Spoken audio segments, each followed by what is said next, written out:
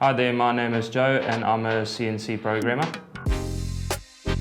CNC stands for Computer Numerical Controller. A CNC machine could make anything from a picture frame to a component that goes into your everyday car that you drive. I do CNC programming, where it boils down to taking a customer's job, go to the computer, program it up, and then put it through onto the machine and manufacture it.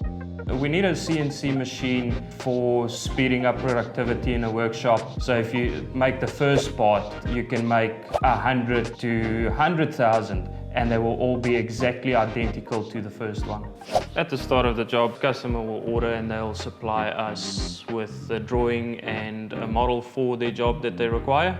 Over here we've got the drawing and over here we've got the model that they supplied. You can analyze it and make sure that everything is done to the model the customer supplied and to their drawing specifications, and then generating the codes to get posted out to the machines. You need to know code. There's courses in university that you can go for the coding, that they teach you everything from hands-on on the machine to doing the coding on the computer. When you're in school, I would highly recommend your mathematics skills to be quite good, as that will help you a lot with calculations. These are all different parts and components that we machine. This one in particular, this is made out of aluminium, which is a very light, soft cutting material.